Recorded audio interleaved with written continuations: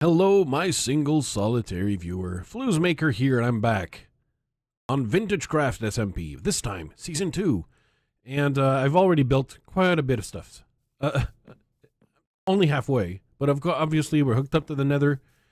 The servers has been open a few days, and I haven't had the chance to make any kind of episode quite yet, usually because I play while I render stuff, and I had to render Wintercraft UHC, had to render International UHC, and so many other things that unfortunately I can't record episodes when I'm rendering other things, and I SMP while I render, or if I can, you know, I can do the double.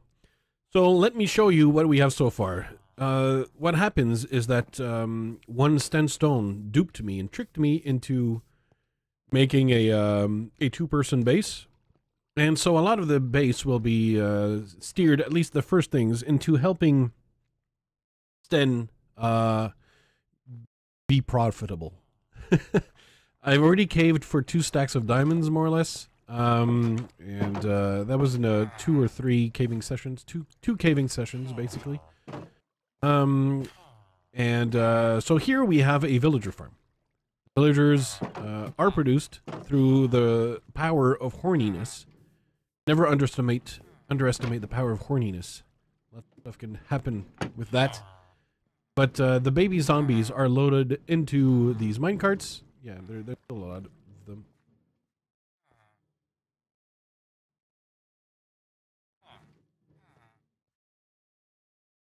Tarissa. He's gonna have to, there you go. Apparently, it's not perfect. That one escaped, obviously. And they go all the way down here into the villager repository. Now, let's see that guy, what he was, because if he's a farmer... No, he's very useful. Okay, well, he's a fisherman. Still, fishermen are handy. So, I'm gonna set him aside a little bit and start with the nitwit. There you go. There you go. Come along, nitwit, come along. Because with these guys, in addition to try to have, to save some villagers for useful trading, and that way you can get some tools. I got my starter tools actually from villager trading. I got my 2 first iron pick from villager trades. A silk touch one and a small fortune one. That's how I got 2 stacks of diamonds from caving. Because I started out early with fortune and silk touch. Go, and I can bring me some villagers around here. Let me get some more.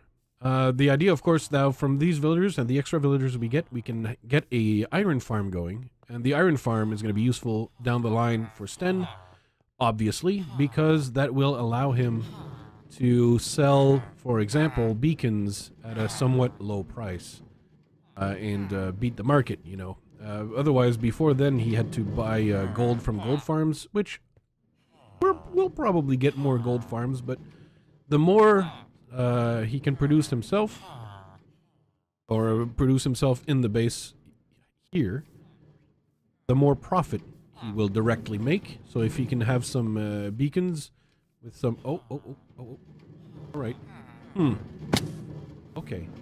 Alright. Apparently I need... Oh, these villagers are hoiny.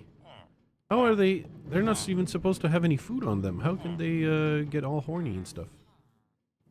This happened. Alright. Go up. Go up. Oh, there you go. There you go.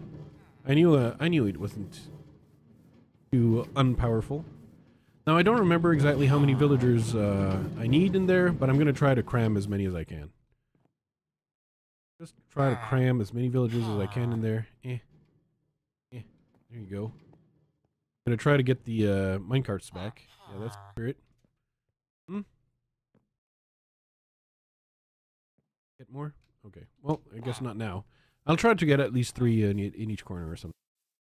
Not sure exactly how many villagers I need for an iron farm, to be fair, but I'm gonna try to use as many villagers as I can. And besides that, I have an AFK fishing farm, which is close to the villager farm, of course. That way you can AFK a little bit. You can't AFK very long on the server, because otherwise you don't want all of the all of the server power being like gobbled up by people who are AFK all the time. Only a small amount of appropriate AFK that can happen. Okay. Yeah, we can do. Okay. He's a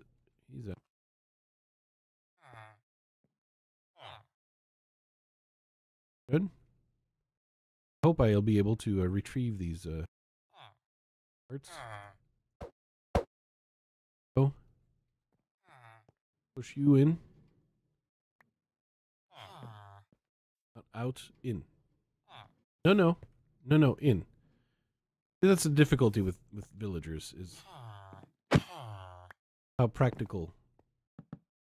Okay. And I'm actually gonna just dig down here, because I can get a minecart around here, right? Yeah, I got it. Okay, good. Good. Okay, hopefully I would like, if I can squeeze in one more, I'll try. But for now, I'll pack them like that, and then I'll pack up the other end. Go. Come on, priest. Your cleric. That way we'll be able to get the iron farm started. The earlier it starts, the better we can profit. Now, obviously, on the server, on day one, Brooks, is he on right now?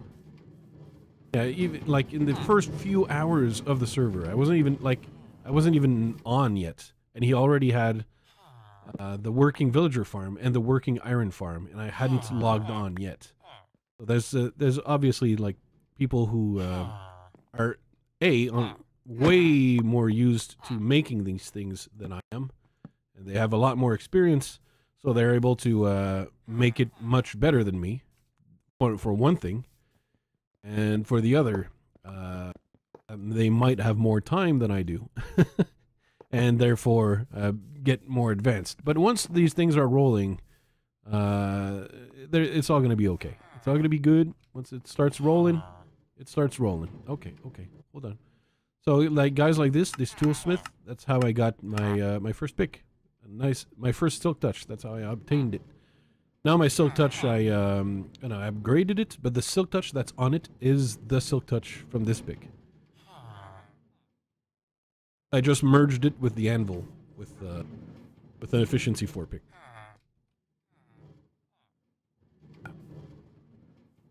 I should probably just grab this. Apparently that's what's needed, because this being forced to push every time is a little bit annoying. Okay. We're gonna need a lot more of these guys. Go.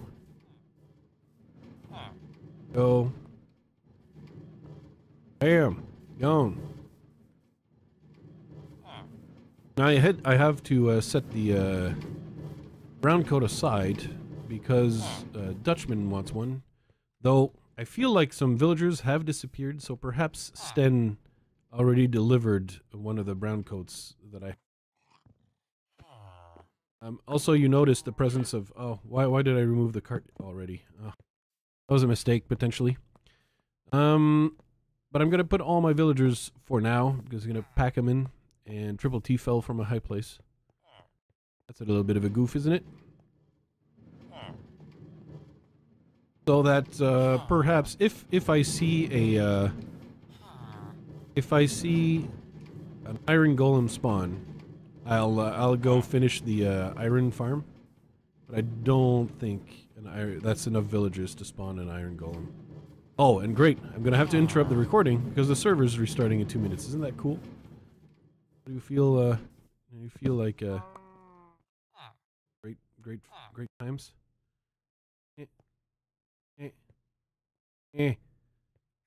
Just let your friend in. Just move your face. Let your friend inside. Oh.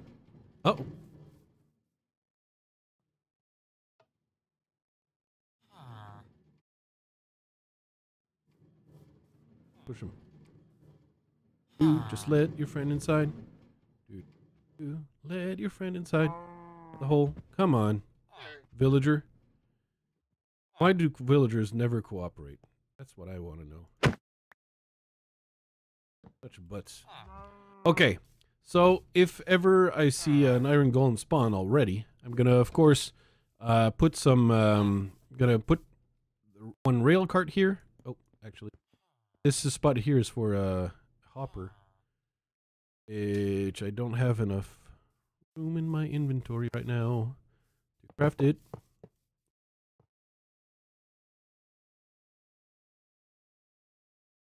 I'm always like trying to craft a shield to craft a hopper.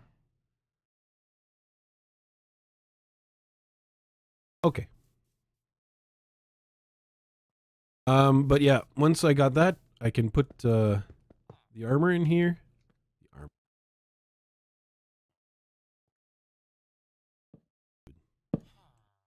This Flouze is stupid. There you go. So that should lead into the chest, right? Let's just throw that in the hopper, and it ends up in the chest. Perfect. That works out. And then I'd have minecart with a hopper inside. To craft a minecart with hopper, but I'll do that once the server has restarted. So the server has restarted, and I'm back, and I've crafted a few things. I'm gonna just finish off this end of the deal right here. Just because, you know, that way it's going to be done. So the idea, of course, is to collect the iron with this minecart. Whoops, with minecart with hopper. And of course, we need something that will kill the. Oh no! Oh, I thought I didn't have enough, but it turns out I'm just stupid. Goof. Did goof. Oh, okay. I'm gonna have to check in the chest. There you go. Yeah, there it is. See, the hopper system is working. There you go. So the big bads are gonna fall in there, and they're gonna die eventually from the magma blocks, the iron golems, when they spawn one day, perhaps. We'll see. Let me see if I have some glass. If not, I'm gonna smelt some and then do that. Cause I figure some glass would be useful. I have some sand, barely any glass. So let's get some sand smelting. Let's get some sand smelting. Get some sand.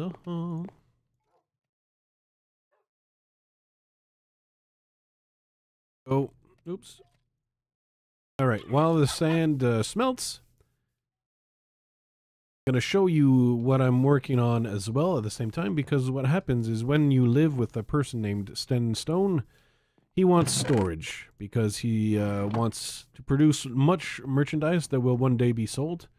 And so over here, I'm starting the warehouse right over here. So in terms of design, I started with this bridge because I figured I wanted to build around this river that links the jungle to the extreme hills. And like basically bridging between the worlds of like dwarves and I don't know who lives in the jungle. Doesn't really matter. Kind of a tribalistic dwarven build style is what I was going. We got a little bit of dead coral now that we can add into the build that I went into the resource world. There's a resource world connected to the servers now, so we don't have to deface natural coral biomes. If we want to devastate a coral biome, we can go into the resource world, which will be reset every month, and just destroy that one. That way we preserve the natural beauty of this main build world. But in here now, trying to get that style of like dwarven heaviness with jungly savageness, I guess. I don't know. I don't know how to say it. I'm just building, I'm making it up as I go along, so I don't actually have a plan for this structure to speak of. I'm making things up as I go along, and if it doesn't look good or it looks too awful, I'll just take it down and restart. and that's how you can get things done. If you try stuff, if it doesn't work, take it down, rebuild. But now the idea is to give Sten storage, and you know there's storage here. He can organize as much as we want. We technically don't really have a floor yet, but so long as he can start having storage, there's going to be more storage on the other side. There's going to be room for basements for more storage, and perhaps, depending on how much room there is, there might be room for storage on upper floors. We'll see how the build develops, but on the main floor here, certainly going to have a decent amount of storage that we can start with. So that's what I'm building, of course. That's what I'm building, of course. Of course, of course. Meanwhile, the glass should be, well, it's not fully smelted, but perhaps I'm going to have enough that is smelted to, where's the, I had 5 glass already. Perhaps I can get enough now. Maybe 38 is going to be enough. What do you think? 39? Yeah, 39. I don't want to sit and wait for the rest. We'll do our best. By the way, Stark to Shark, as you noticed, was killed trying to hurt a guardian. I don't know what his plan is, but if you look at the number of deaths, he's up to 127. That's significant, you know, 127. If you check next to Flouze Maker, of course, the number is 0, because that's how it is, right? Why would I die? Why would I do that? I don't know why I was trying to come up here, but that's not where I want to put the class, because I don't want the golems to try and escape around here. So need them to not be able to escape. Use the sandstone here to better here. There you go. There you go. Now we're cooking with butter. Okay. Fill this up with glass because we want to see them in pain, right? We want to see the golems fall, and we want to see that they're in pain, in there, trapped in there and in pain. So we'll be able to bear witness to that. I really don't think I have enough villagers to speak of to start spawning any golems for the moment, but it's coming. As villagers get added, they're gonna become more and more frequent. And here I'm just gonna place all the ice. It's eventually gonna melt and create the, because you know, placing water sources and then trying to figure out where you've placed the last one, and now it's just really complicated when you can just place your water sources as ice blocks and let them melt. It keeps things simple for simpletons like me.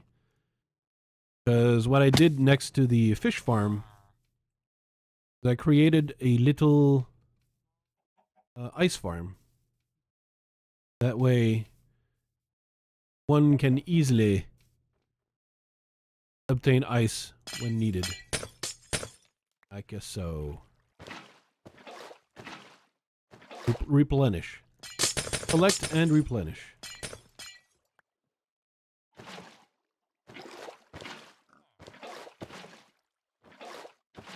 Go. And then we'll eventually have more ice. That's one of the things when you inhabit a mountain biome. You got to take advantage of that fact. The fact that you can make that such an easy, cheap little ice farm. It's just so easy. You got to do it. You got to take advantage of the opportunities that lie around with you. Now, in the resource world, I gathered a lot of coral. Just to show you, it's in this chesticle right here. And this coral can be quite useful. For example, just to cover the bottom of this example. And if we wanted sea pickles, you can just add a sea pickle right here. Boop! Sea pickle. And with that sea pickle, we can just grab some bone meal. There you go. Just to show, we're just gonna make a little bit of bone meal. Bam. And bone meal the sea pickles, and of course the sea pickle being the spice of life. Sea pickle is really important. Then, you know, you can have an unlimited amount of sea pickles. And sea pickles are the best. Because they're squishy. But that's among the things. Now, I'm not going to leave this... I'm going to leave it like that for now. But eventually, it's just going to be part of prettifying the river.